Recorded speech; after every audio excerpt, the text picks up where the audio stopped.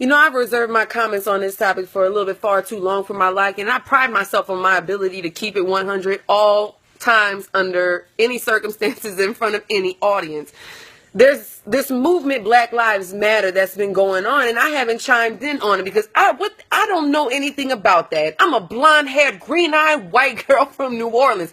I'll never understand what it's like to be black growing up in America. I'm not even gonna sit here and pretend because I don't live like that. I can't even begin to understand what it's like.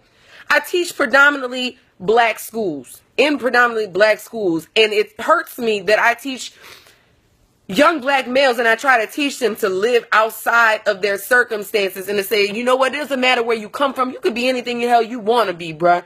But it's very hard once they leave my classroom and then they step outside into the world and it's it's the complete opposite of everything that I try to teach them inside of it. And the ratio of them actually making it and the statistics against them are stacked up. It's ridiculous. It's insane. This case of Tamir Rice, I think, was finally like my breaking point. As if all these other things weren't bad enough, disgusting, sickening circumstances. I think this is it. Watching that video over and over again, less than 2 seconds, you gun this kid down. In every movie that I've ever seen, the cop gets out the car, gets behind his car and says, freeze. Now, granted, that's the movies, but movies have never gotten that stuff right. And for them to actually get it right on this time, how come the cops pulled up in the grass, didn't pull up in the street and pull out their guns and tell the boy to drop it and give that man a chance? He's not even a man. He's a little damn child, bruh. He's a kid. A kid. Careless human errors. But then they even make it worse. You want to know what's really disgusting? The prosecutor that handled the case brought it to a grand jury. Now, the purpose of a grand jury is to decide whether or not to bring charges against the individuals and bring them to trial for it.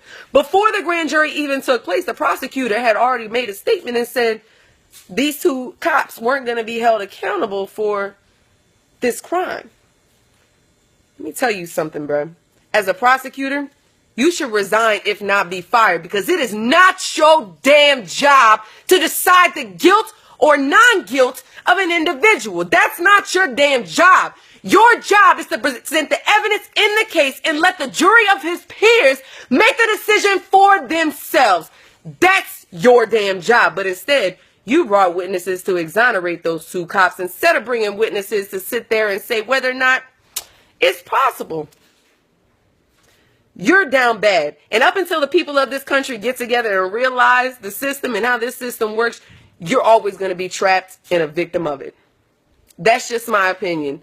I mean, take it or leave it. It is what it is. The system is messed up from top to bottom. And there's nothing that I could do. There's nothing that you could do. But together we can do a whole lot.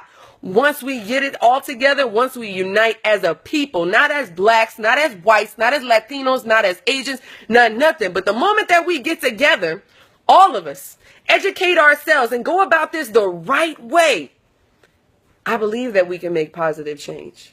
I believe in the things that I teach my students, and I believe that one day things like this won't happen. I have to believe stuff like that. I have to believe that one day it's going to change, because if not, I can't go into my classroom and try to teach these kids that it doesn't matter what hood you come from, that you can make something of yourself. I have to believe that. Educate yourself. Teach your life.